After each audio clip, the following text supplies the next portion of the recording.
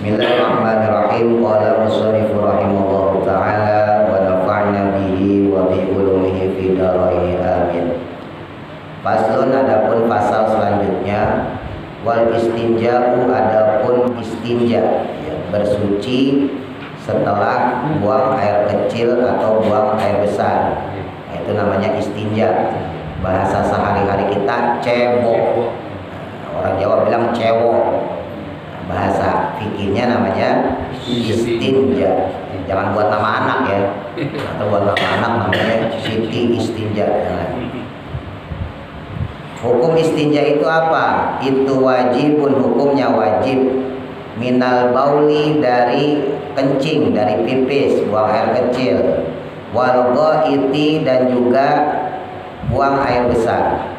Nah, jadi hukum dari bersuci hukumnya wajib, bukan sunnah ya. Jadi gimana pun caranya, dalam kondisi apapun, berarti kalau namanya wajib harus dilakukan ya. Ini kadang-kadang kita sepele nih, lagi jalan-jalan ya kan, di perjalanan pengen pipis, toilet kagak ada, udah nyari pohon aja, udah di belakang pohon itu. Nah, gosok-gosok. Zaman jahiliyah malah ada yang di tiang listrik. Pokoknya cari tiang listrik buat kencing. Hati-hati. Ya. Kalau wajib berarti kalau dilanggar dosa nggak? Dosa. Berarti kalau kencing sembarangan dosa nggak? Dosa. Ya. Iya. Kita sering dosa tuh. Iya. Jahiliyah dulu. Makanya jangan lagi, malu. Soalnya kita punya hubungan sekolah. Wal afdalu, dan adapun yang paling afdal, yang paling utama, yaitu yastanji, beristinja dia. Seseorang itu beristinja bil ahjari, dengan batu ya. Ahjar jamak dari hajar, hajarun batu satu. Kalau ahjar batu-batu. Summa yutbi'aha, kemudian mengikutinya atau menyertakannya setelah dengan batu, bil ma'i, dengan air. Jadi kalau yang mau afdol, sebetulnya pipis itu atau buang air besar, Pak, itu pakai batu dulu, baru pakai air. Afdolnya begitu. Cuman umumnya kita langsung pakai air, nggak apa-apa. Wa yajuzu, dan boleh juga ya, atau mencukupi maksudnya, ayak tasiro, meringkas. Diambil dari kata kosor. Kosor itu meringkas. Ayak tasiro, meringkas alal ma'i, maksudnya cukup dengan menggunakan air. Au ala thalathati ahjarin, atau dengan 3 buah batu ya. Jadi boleh diringkas, dicukupkan ya dengan air saja atau dengan 3 buah batu. Yunqi bihinna, yang mana bisa menghilangkan dengannya, dengan air atau 3 buah batu tadi, al mahalla, akan tempat keluarnya najis. Yang penting tempat keluarnya najis kita kubul dan dubur ya. Kubul jalan depan, dubur jalan belakang, bisa disucikan, bisa dibersihkan dengan air atau dengan batu tersebut. Fa idza aradal iqtisari, dan ketika pengen ya, ketika kita ingin meringkas lagi atau mencukupkan lagi, ala ahadihima, atas salah satu dari keduanya. Kalau ada pilihan kita pengen lebih simpel lagi, lebih iktisor, mana pilihannya, batu apa air? Fal ma'u, maka adapun air itu afdol, lebih afdol. Kalau buat ngeringkas pilihannya apa yang dipilih, batu apa air? Maka yang bagus, yang afdol pilihannya adalah air gitu ya. Saya terangin sedikit-sedikit dulu ya. Kalau istinja cebok berarti hadasnya hadas kecil ya. Kalau mandi hadas besar, mandi junub ya. Kalau perempuan haid, nifas gitu ya, dan sebagainya, itu disucikannya lewat mandi. Tapi kalau hadas kecil disucikannya lewat cebok, baru kemudian nanti berwudu. Nah, orang kalau mau buang air kecil pilihannya 2 ya, bisa pakai batu 3 buah atau pakai air. Nah, istinja dengan batu ini saya sampaikan sedikit. Sini ada syaratnya nggak ya? Di sini nggak ada. Ya, Ya, kalau di Fathul Qoribnya ada. Istinja dengan batu syaratnya sama seperti air. Batunya harus suci, nggak boleh bekas dipakai. Ya sama kayak air ya. Dulu udah kita bahas yang airnya suci mensucikan. Nah, kalau batu itu pernah dipakai untuk buat istinja, buat cebok, maka nggak boleh dipakai lagi. Jadi batu itu harus dipastikan suci. Dan batunya itu batu yang kasar, bukan batu yang lembek yang bisa gampang hancur. Kan ada batu yang gampang hancur ya Pak. Ada batu yang keras, ya kayak kerikil lah. Kerikil, kolar itu kan keras ya. Nah pakai batu yang kayak begitu.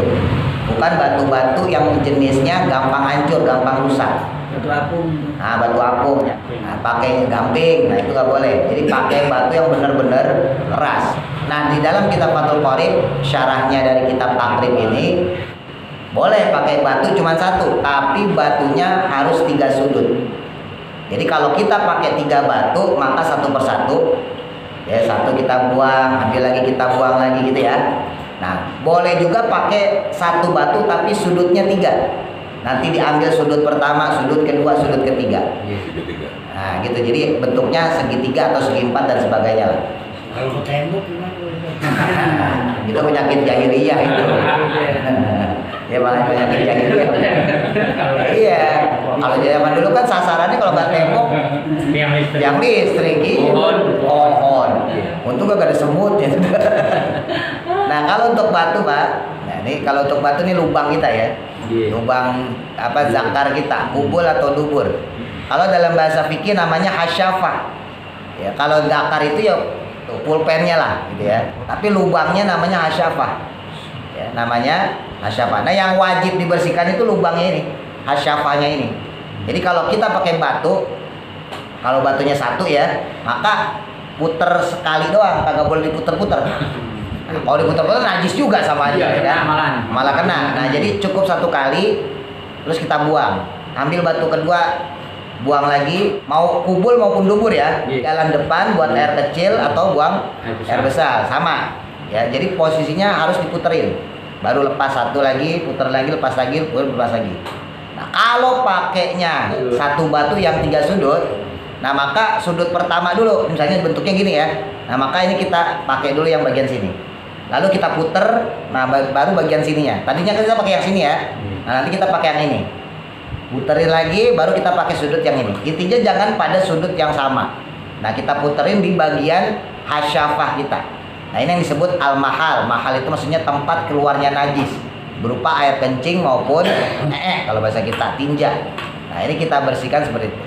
Nah ketika orang sedang melakukan istinja itu, dia punya pilihan yang afdol sebetulnya. Setelah pakai batu, kemudian disempurnakan dengan air. Ya, sebetulnya begitu. Tapi kalau kita karena sekarang zaman udah maju ya kan, ya, udah nggak kayak zaman dulu. Nah kita masing-masing di rumah semiskin-miskinnya orang tetap punya air. Nanti kalau sampai pakai batu terus kamar mandi penuh batu Bang. Ya kan batunya bisa disucikan lagi. Nah ini filosofinya Pak. Orang zaman dulu Pak, perhatikan deh, apalagi yang di kampung-kampung yang masih punya kampung, itu di dalam kamar mandi pasti ada batu. Coba ingat-ingat deh, rumah orang tua kita, kakek nenek kita zaman dulu, yang di kampung ya, itu di kamar mandi pasti ada batu, batu koral segala macam tuh. Dan nggak satu, biasanya 2, 3. Betul, satu untuk gosok badan Pak, karena zaman dulu belum ada busa, ya belum ada gabus segala macam buat alat gosok badan pas mandi, maka mereka pakai batu. Tapi di sisi lain asal mau tahu, itu juga dipakai buat istinja. Itu dipakai buat istinja. Mereka istinja pakai batu dulu, habis itu baru pakai air. Cuman sejarahnya zaman dulu orang-orang, saya tanya tuh sama orang-orang sepuh ya, itu mereka tujuannya bukan untuk sunnah, untuk afdol, tapi karena memang untuk menghemat air. Jadi biar tahu, padahal itu sebetulnya bagus sunnah, dan orang tua kita, kakek nenek kita jauh lebih dulu melakukannya daripada kita. Iya. Cuman memang latar belakangnya aja yang beda ya.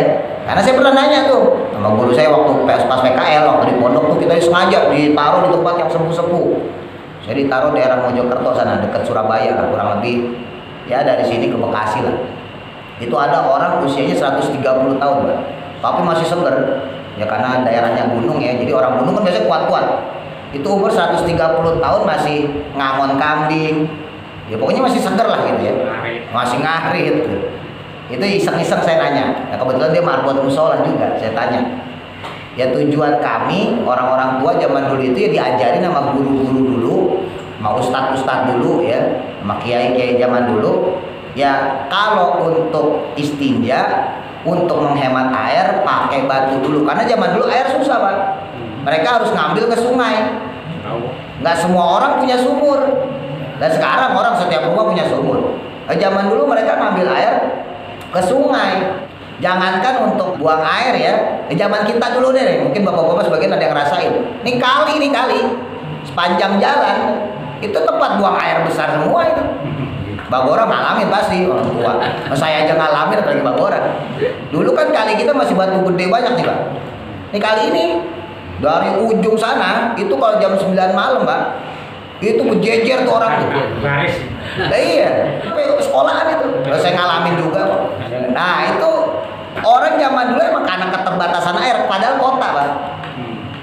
Padahal daerah kita daerah kota, apalagi di kampung. Cuman kita nggak punya ilmu masalahnya. Nah kalau orang kampung punya ilmunya. Mereka bilang kayak gitu. Saya tanya apa, kenapa? Dia bilang begitu. Karena dulu kita diajarin memang begitu. Tapi bahasanya bukan mengikuti keafdolan, padahal itu afdol. Ya, mungkin bahasa kiainya untuk memudahkan daripada boros-boros air sampean bolak-balik ke sungai, udah bersihin aja dulu pakai batu. Habis pakai batu bersih baru dipakein air. Padahal sebetulnya justru itu lebih afdol. Tuh bayang. Saking nempelnya itu mitos batu Pak. Itu sampai zaman kita kecil dulu kalau perut lagi sakit di jalanan ya kan disuruh megang batu. Cari batu, kantongin. Ya enggak? Kantongin batu. Padahal tujuan kantongin batu bukan berarti perutnya jadi sembuh, bukan jadi kagak mules. Nah, itu mencegah sebetulnya tujuannya kalau mendadak keluar pret batu buat istinja. Loh, pinternya orang zaman dulu deh. Iya enggak? Mungkin kita baru sadar. Maaf bahasa kasar ya. Kita sekarang teknologi udah memadai. Ya kan? Fasilitas kita ya mau ngaji, mau apa, mau belajar segala macam udah mendukung semua Pak. Ya tinggal kitanya doang. Nah, cuman mental kita zaman akhir, zaman sekarang itu nggak kayak mentalnya kakek nenek kita dulu. Mental kita sekarang beda sama orang tua zaman dulu. Orang tua zaman dulu guru di atas gunung, kiai di atas gunung disamperin Pak. Walaupun cuma sebulan sekali, 2 bulan sekali demi belajar fikih. Gimana bisa sholat, gimana bisa baca Quran, gimana bisa wudhu. Buat bela-belain tuh mereka naik ke gunung. Padahal di gunung itu ya banyak ular, masih banyak monyetnya, masih banyak macan. Demi mendapatkan ilmu, dapat ilmunya, dipelajarin, kemudian diamalin. Itu hebatnya orang zaman dulu. Makanya orang zaman dulu ilmunya sedikit tapi barokah, manfaat. Nah, orang zaman sekarang kebalik, ilmunya sebetulnya banyak, fasilitasnya mendukung. Ya kan kagak bisa ngaji lewat YouTube, ya kan lewat ceramah, nah, bisa privat. Wah gampang banget sekarang, tapi ilmunya nggak barokah. Kenapa ilmunya nggak barokah? Karena cara mendapatkannya tidak serius. Beda sama orang zaman. Sebetulnya kita nih orang Indonesia itu bersyukur banget kan. Kita dimasukin sama orang-orang saudagar-saudagar yang datang ke Indonesia, ya orang Arab, orang Persia, orang Mesir, Gujarat dan sebagainya. Mereka itu bukan orang sembarangan, bukan cuma pengusaha toh. Rata-rata mereka juga ilmuwan. Ya, dalam bahasa agama ulama. Jadi mereka itu bukan cuma saudagar biasa, pedagang biasa, bukan. Bukan cuma pengen tuker jual beli rempah-rempah, bukan. Tapi juga menyebarkan agama Islam. Dan untungnya, untungnya itu kemudian diajarkan ke kakek nenek kita sampai kepada kita. Nah itu luar biasa loh itu. Sampai jadi mitos jalan-jalan kalau misalnya kita lagi perut mules disuruh ngantongin batu. Cuma kan kita kagak paham kita. Pahamnya kita itu kan mitos. Iya benar emang mitos itu aja, tapi itu sebetulnya ada filosofinya. Ada tujuannya. Maksudnya orang zaman dulu itu kenapa dia bawa batu, satu saat perutnya mulus meledak keluar gitu ya, entah itu kencing, entah itu buang air besar, maka batu itu bisa digunakan buat istinja. Jadi mitos di kita pun sebetulnya banyak yang benar. Tinggal kita melajarin sejarahnya bisa pas gak sama fikih. Kalau nggak pas itu jangan diikutin tuh mitos. Ya kepercayaan itu jangan diikutin. Tapi kalau sesuai dengan fikih, ya sesuai dengan anjuran Kanjeng Nabi, sesuai sunnah, sesuai hadis, ya sesuai Quran, ya kita ikutin. Nggak boleh kita tolak. Cuman sejarahnya aja yang berbeda. Nah jadi kalau sudah pakai batu baru kemudian air. Nah kalau pilihan antara air sama batu mana yang lebih kita pilih, maka yang lebih mencukupi adalah air. Tapi kalau bicara afdol, maka sebetulnya batu dulu baru air. Air udah kita bahas ya. Ada air yang suci, mensucikan, tapi makruh. Suci mensucikan, tapi makruh, yaitu air yang terkena panas matahari. Ada air suci mensucikan tidak makruh. Itu air standar deh yang Bapak pakai tuh. Lewat keran, lewat ledeng ya. Termasuk kemarin yang kita bahas 7 air hujan, air mata air sungai, air laut, air embun dan sebagainya, itu udah kita bahas. Nah, yang ketiga ada air yang suci tapi tidak mensucikan. Suci dia tapi tidak mensucikan. Bisa jadi karena mustakmal, pernah digunakan untuk berhadas, untuk ngangkat najis. Bisa jadi mutaghayyir yang kedua, yaitu karena dia berubah warnanya, rasanya, baunya. Misal ada air putih, ini suci mensucikan, dimasukin kopi, warnanya kemudian jadi hitam. Atau dimasukin gula, warna tetap bening tapi rasanya berubah jadi manis. Yang tadinya suci mensucikan, ketika mutaghayyir berubah, maka air tersebut suci tapi tidak mensucikan. Nah, ketiga air tadi kemudian ditutup dengan air mutanajis yang kemarin ya, air yang najis. Yang kita pakai di sini adalah air yang suci mensucikan. Dan saya ulangi lagi, hati-hati kalau cebok. Kemarin udah saya sampaikan ya, hati-hati kalau cebok. Kalau sekarang kan udah gampang nih Pak. Ya udah pastikan keran itu kita putar dulu supaya air yang ada di ember tetap mengalir, tetap jalan, tetap nyambung, supaya air itu bisa kita yakini suci mensucikan. Karena kita nggak tahu, barangkali anak kita mungkin berdarah, ngobok tangan di situ, kan kita nggak tahu. Walaupun kalau hitung-hitungan fikih tetap sah Pak. Seandainya pun itu bekas kobokan darah, seandainya itu tetap sah. Karena tidak tahu kan? Karena kita nggak tahu, ya. Kalau nggak tahu dalam hukum fikih tetap dianggap sah. Tapi untuk ikhtiar, untuk hati-hati, lebih baik air itu kita buka kerannya, terus kita cebok sambil dengan air terbuka itu. Lebih bagus lagi ciduknya, gayungnya kita samperin ke keran. Jadi kita gunakan air yang benar-benar bisa meyakini kita bahwa itu air suci mensucikan, nggak ada lagi keraguan. Nah, selanjutnya ketika sedang buang air, wayajtanibu, hendaknya orang tersebut menghindari dirinya istiqbalul kiblati, menghadap kiblat. Di sini nggak dijelasin ya hukumnya, hanya sekedar menghindarkan. Kalau di kitab Fathul Qoribnya disebutin menghindarkannya, di sini hukumnya makruh. Terus kemudian wastidbaroha, dan juga membelakangi kiblat, jangan. Jadi ijtinab, tinggalkan menghadap kiblat atau membelakangi kiblat. Nah, ini dilakukan di mana? Fis sohroi, pada waktu di tanah lapang, di tempat terbuka. Kalau dalam kitab Fathul Qorib malah dihukumi haram kalau kita sampai menghadap kiblat atau membelakangi kiblat. Tapi kalau di rumah, di tempat yang tertutup, hukumnya makruh.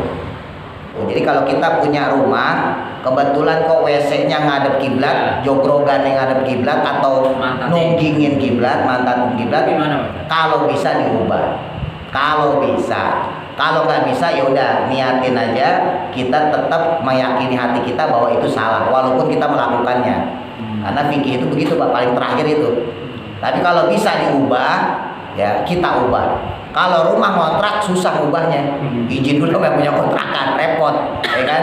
Dia mending kalau mau bayarin, kalau kagak, ya keluar duit kitanya gitu. Ya udah, usahain kitanya. Kalau pipis kan masih bisa ya, pipis masih bisa ngakalin lah kita. Tapi kalau buang air kan repot, ya kan? Orang buang air jogrogannya begini, ke sini kita mantatin kiblat, madep ke sono jadi madep kiblat, mau miring kagak bisa miring. Orang jogrogannya begini. Ya kan? Nah, itu gimana? Ya udah kita niatkan saja, meyakini saja bahwa apa yang kita lakukan memang salah. Pokoknya jangan anggap bener aja. Wah ini kan darurat, nggak boleh, tetap salah. Darurat tiap hari. Oh darurat kok tiap hari. Tapi kalau rumah sendiri usahain kita ubah. Nah makanya ini bolak-balik saya ngomong, sebetulnya yang namanya ilmu agama tuh bukan cuma orang biasa. Kenapa orang harus ngerti ilmu agama di semua aspek kehidupan? Pedagang harus ngerti ilmu agama, pekerja harus ngerti ilmu agama, kuli bangunan harus ngerti agama, tukang mandor harus ngerti ilmu agama. Termasuk salah satunya ini, ketika dia bikin jogrogan WC, bikin tempat WC, kagak asal-asalan. Harus saya ingat. Lah iya. Lah beda Pak, kalau mandor yang ngaji, tukang yang ngaji mah beda. Kuli ngaji nih. Oh iya, ini madep kiblat sana nih. Saya miringin dikit. Tuh gitu. Walaupun ilmunya cuma itu-itunya doang udah.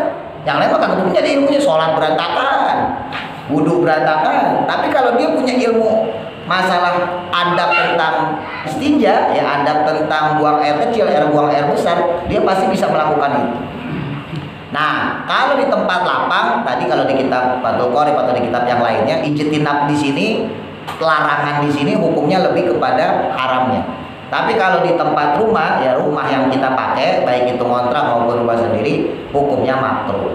Kalau di WC umum, WC yang dijadikan WC umum, kan berarti kalau WC umum berarti banyak ya, misalnya di rest area, ya, atau di halte dan sebagainya, itu sebagian ulama mengatakan mubah. Karena kalau rest area atau misalnya di hotel atau misalnya di toilet-toilet di halte, di stasiun, itu pasti mengikuti arah bangunan. Gak bisa ganggu gugat bahasa kasar gitu. Nah, menurut sebagian ulama, kalau WC-nya WC umum, kalau toiletnya toilet umum, sebagian ulama mengatakan mubah.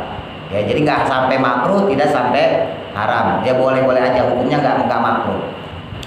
Wayajtanibu dan juga menghindari diri kita, ya. Al-baula dari buang air kecil, wal goito dan buang air besar. Tuh, jangan sampai kita buang air kecil, buang air besar, filma'i di air, ya, arrokidi yang menggenang, ya, yang diem. Jadi selanjutnya yang tidak diperbolehkan ketika buang air, mau buang air kecil atau buang air besar ya. Nah itu adalah ke tempat yang airnya itu diem, nggak mengalir. Kalau airnya diem tidak mengalir, usahakan dihindari. Ya balik lagi nih, kalau zaman jahiliyah kan kita sengaja nyari yang ada airnya malahan. Ya kan? Kalau airnya mengalir nggak apa-apa, kali misalnya gitu ya. Nah Bagora tuh aman berarti. Tapi masalahnya tempat umum, nah, itu juga nggak boleh. Kolam. Nah kolam kan diem tuh airnya tuh ya. Jangan. Terus kemudian watahta syajaroti, dan di bawah pohon al-musmiroti yang berbuah. Nah, kalau pohonnya nggak berbuah makruh, tapi kalau pohonnya berbuah haram. Karena kalau pohon berbuah biasanya ada binatangnya, ada hewannya di situ. Wafit toriki di jalanan. Ya, di jalanan maksudnya di sini jalanan umum. Jadi kayak jalanan depan ini nggak boleh.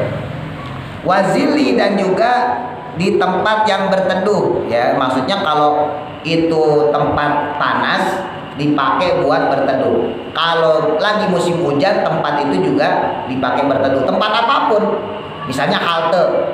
Kalau zaman dulu pohon Mbak, kalau zaman dulu kan belum ada halte, ya belum ada macam-macam lah gitu. Kalau sekarang kan udah banyak, ya jalanan-jalanan besar itu biasanya ada iup-iupan lah kalau orang Jawa bilang.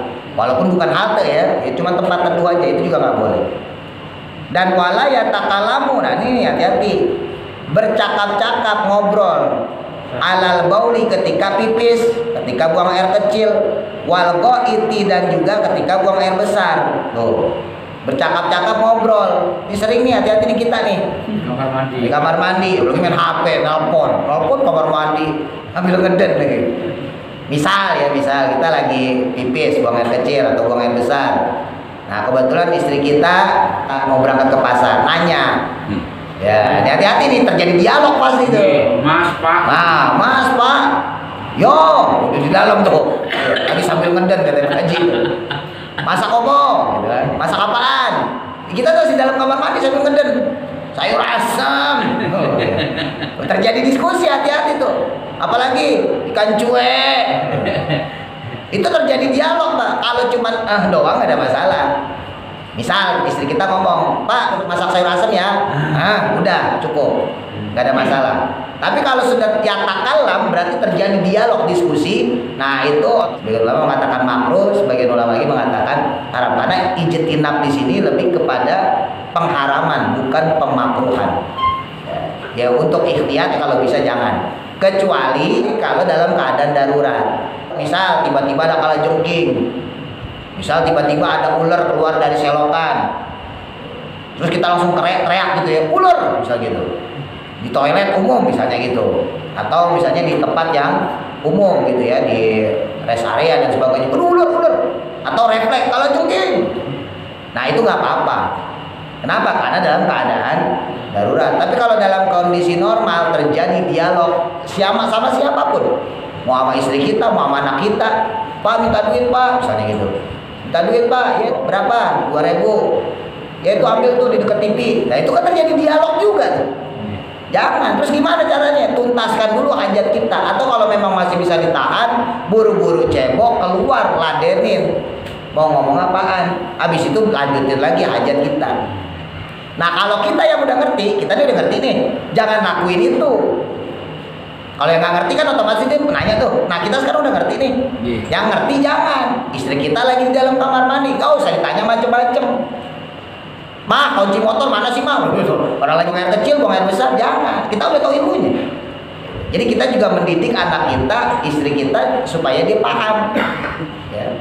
Bukan cuma kita doang yang tahu, gitu. Kita juga secara tidak langsung ngedidik. Atau lain kali seandainya kita lagi di WC, lagi buang air kecil, buang air besar, kok tiba-tiba istri kita nanya, manggil, anak kita misalnya nanya, manggil, selesai buang hajat kita kasih tahu, Ma, kalau ada orang buang hajat, buang air kecil, buang air besar, jangan diajak ngobrol. Atau anak kita misalnya gitu ya, Dek, Bang, Mas, Nak, kalau papa, kalau ayah, kalau ibu, kalau mama lagi buang hajat, buang air kecil, buang air besar, jangan ditanya, itu nggak boleh, nggak ada adabnya itu. Kan kamu sekolah, kamu ngaji, harus berakhlak, harus bermoral, ya. Akhlaknya yang baik, jangan ditegur, jangan ngobrol, jangan bicara, jangan ngajakin diskusi orang yang lagi buang hajat. Insya Allah tahu tuh. Ya. Terus wala yastakbilu, dan juga jangan menghadap asyamsa akan matahari, wal qamaro dan bulan, ya. Wala yastadbiruha, dan juga jangan membelakanginya. Membelakangi matahari, membelakangi bulan juga dimakruhkan. Ya kalau kita ambil pendapat yang makruh.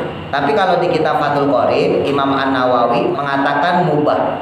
Karena tidak ada hubungannya orang yang membelakangi matahari atau bulan.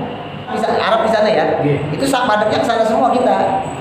Beda sama di Arab. Kalau bapak di Saudi gitu ya, di Mekah, di Madinah itu beda. Mataharinya kagak di barat maksudnya. Maksudnya kalau dari Arab bukan di barat. Ya kan mataharinya kiblat. Kalau kita kan patokan mataharinya Ka'bah ya. Nah kalau di sana kan Ka'bah ya, Ka'bah di atasnya matahari. Gitu beda.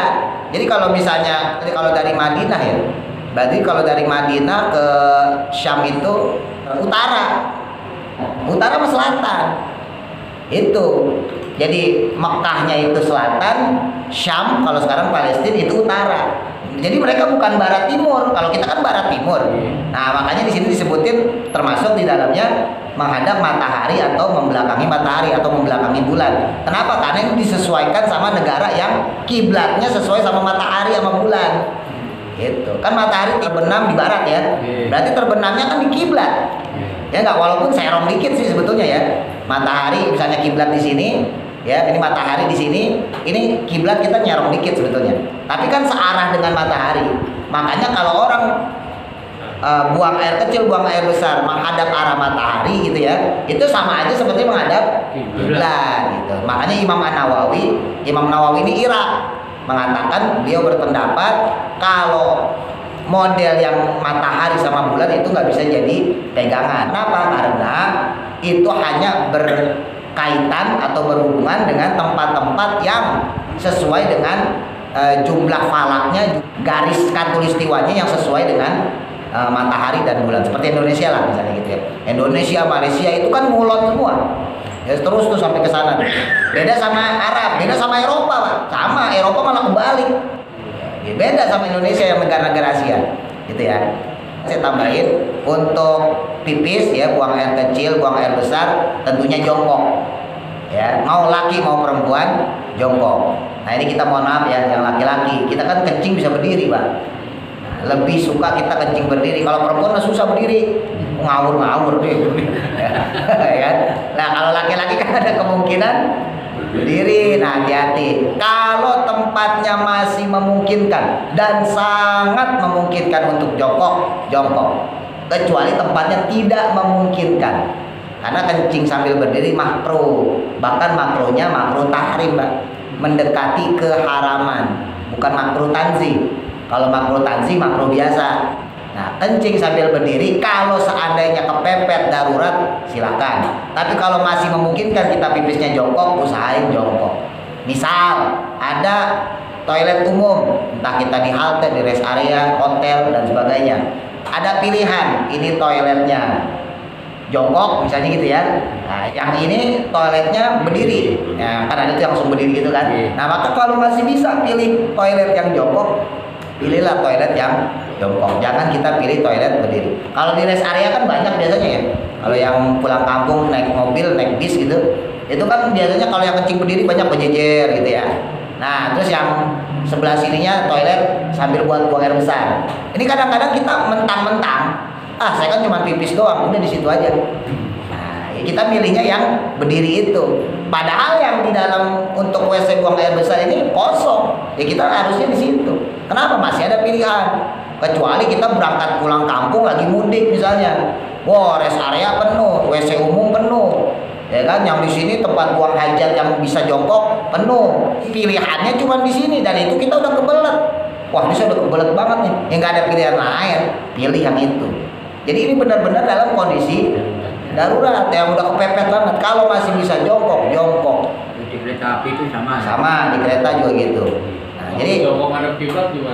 Nah, itu dia tadi, sama yang nggak dibolehin itu kan madep kiblatnya. Ya, jadi kalau kita jongkok berarti kita udah selamat dari kemakruhan berdiri ya. Nah, kalau kita madep kiblat ya tetap madep kiblatnya salah. Berarti kita melakukan kemakruhan. Jadi kalau misalnya ada pilihan, kita bikin pilihan, ya kita bikin kotak-kotak misalnya gitu. Pilihan pertama yang bagus jongkok, jangan sampai madep kiblat, jangan sampai mantatin kiblat. Itu pilihan yang paling bagus. Nah, pilihan kedua, kalau terpaksa maka otomatis kita jongkok.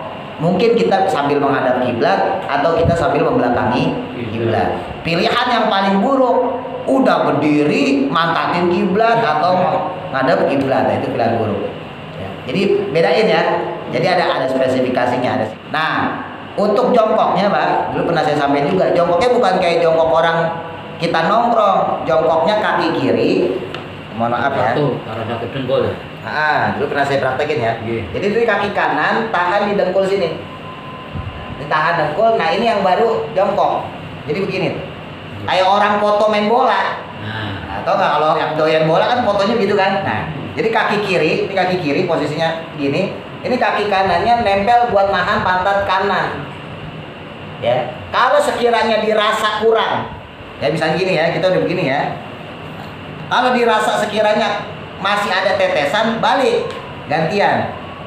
Yang kaki kanannya diangkat, kaki kirinya ditempelin. Ya, kaki kiri ditempelin. Lakukan 2 kali sampai 3 kali, lalu dehem. Jadi dehem itu terakhir, bukan pas lagi kencing. Bukan. Ya kan? Atau yang begini. Jangan. Ya. Jadi dehem itu dilakukan terakhir setelah kita pastikan bahwa air kencing kita sudah semuanya keluar. Kalau air kencingnya udah keluar semua, ya udah pastikan kita goyangin kanan kiri gitu tadi ya. Baru kemudian kita dehem. Dehemnya 3 kali. Dan dehemnya bukan dehem tenggorokan, dehemnya dehem perut. Kan dehem ada yang tenggorokan. Lagi batuk nih kita. Itu dehem tenggorokan. Dehemnya dehem perut. Jadi tekanannya di perut supaya air pipisnya benar-benar habis semua. Lah kenapa? Karena bahayanya nanti kalau seandainya kita sholat, kalau kita nggak sholat sih nggak ada masalah. Ya, kita nggak mau pas lagi sholat, itu lagi pergi lagi jalan-jalan doang. Tapi kalau pas sholat, itu orang kalau kencing berdiri Pak, ini ibarat selang, ini airnya masih di sini, belum keluar semua. Lah ini punya kemungkinan nih, yang ada di penis kita, di zakar kita itu kemudian keluar dari hasyafah kita tanpa sengaja. Lalu kita menganggapnya itu ringan, ringan kali, padahal setetes keluar. Gara-gara ceboknya kagak benar, gara-gara istinjanya kagak benar, gara-gara cara buang airnya juga kagak benar. Apalagi orang-orang yang punya penyakit beser, ya, makanya orang penyakit beser itu dimaafu, dikasih rukhsah, ya, dikasih keringanan dalam beristinja, dikasih keringanan dalam melaksanakan sholat. Tapi kalau orang-orang yang masih normal, seperti kita-kita yang masih sehat, maka nggak boleh model kayak begitu.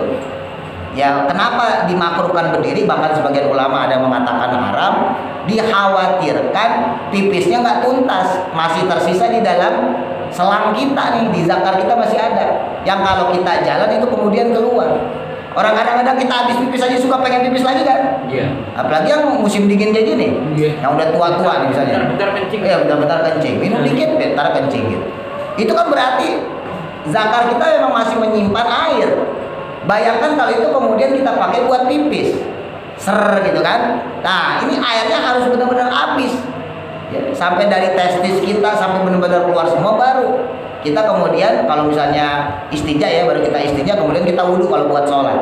Nah, selama itu belum dilakukan, ya maka ada kemungkinan, dan kemungkinannya besar air tersebut masih tersimpan di testis kita, di zakar kita, di penis kita, masih tersimpan itu. Dan itu punya kemungkinan besar juga untuk keluar. Setetes aja air kencing itu keluar, maka otomatis najis. Lalu kemudian kita sholat, mau wudhunya berapa kali juga gak gasah Pak. Orang kita bawa najis, ya enggak? Nah, makanya Nabi dalam salah satu sabdanya itu luar biasa. Ya, dulu pernah saya ceritain, Nabi satu ketika lewat di sebuah kuburan, ya, ada kuburan dua. Nabi kemudian bersama sahabat itu berhenti sejenak. Terus Rasul membelah ya, satu daun, satu pelepah kurma dipotong sama Nabi, dipotong jadi dua. Satu ditaruh di kuburan yang satu, yang satunya lagi di kuburan sebelahnya. Itu sahabat nanya, "Ya Rasul, kenapa? Buat apaan?" Terus Rasul bilang, "Wahai sahabatku, ini dua orang yang ada di dalam kuburan ini sedang disiksa. Lagi disiksa nih orang. Terus kenapa engkau sobek, engkau belah pelepah kurma jadi dua? Engkau letakkan di kuburan yang satu dan kuburan yang lainnya." Kata Rasulullah, "Wahai sahabatku, semua tumbuhan, semua makhluk Allah itu hakikatnya bertasbih memuji Allah. Saya berharap dengan sobekan, dengan belahan pelepah kurma yang saya letakkan di kuburan mereka masing-masing, tasbihnya tumbuhan tadi, tasbihnya daun itu, tasbihnya pelepah kurma itu membuat ringannya murka Allah kepada dia, sehingga siksanya, azabnya di kuburan juga diringankan." Makanya orang zaman dulu ke kuburan bawa kembang, biar tahu. Itu dalilnya itu Pak, bawa kembang, nggak sembarangan bawa kembang. Itu tujuannya begitu. Karena makhluk hidup apapun, apalagi tumbuhan, bunga, pohon, daun dan sebagainya, itu mereka selalu bertasbih. Itu pohon bertasbih Pak. Subhanallah, subhanallah. Memang kita kedengar. Makanya Rasul bilang, mudah-mudahan dengan pelepah kurma ini, selama pelepah kurma ini belum kering, azab mereka, siksa mereka diringankan. Nah, sahabat nanya, "Ya Rasul, kenapa dua orang itu disiksa sampai begitunya ya Rasul?" Penyakitnya dua. Yang satu ini orangnya al-baulu qa'iman, dia suka kencing sambil berdiri. Nah, yang kedua an-namimah, orang yang ini suka ngadu domba. Gara-gara kencing sambil berdiri itu bumi ngancem. Sampean songong bahasa kita. Songong kencing berdiri di atas saya waktu masih hidup. Awas, kalau sampean mati nanti gantian, saya remak badan sampean. Itu bumi ngancem Pak kalau kita kencing berdiri. Nah, itu makanya adabnya salah satunya begitu. Lah, bumi makhluk Allah bukan? Iya. Makhluk Allah, sesama makhluk Allah harus dihargai. Salah satu menghargai bumi, menghormati bumi, ya kencing sambil jongkok, bukan sambil berdiri. Nah, itu bumi ngancem ya. Nah, yang satu lagi Samimah, suka ngadu domba, suka gosip sana sini supaya orang jadi berantem. Itu dua perbuatan ya yang kelihatannya sepele tapi bisa bikin dosa besar. Oleh karena itu usahakan mulai sekarang, seandainya kita masih suka kencing berdiri, tinggalin. Diubah. Kalau kita masih suka makan berdiri, kadang-kadang kita makan berdiri Pak, di restoran di sebagaimana, di ajang-ajang resepsi pernikahan, tinggalin. Ya, kalau masih bisa jongkok, kalau pipis ya buang air kecil, buang air besar, usahain jongkok. Kalau makan, usahain selalu duduk. Wallahu a'lam. Mudah-mudahan manfaat.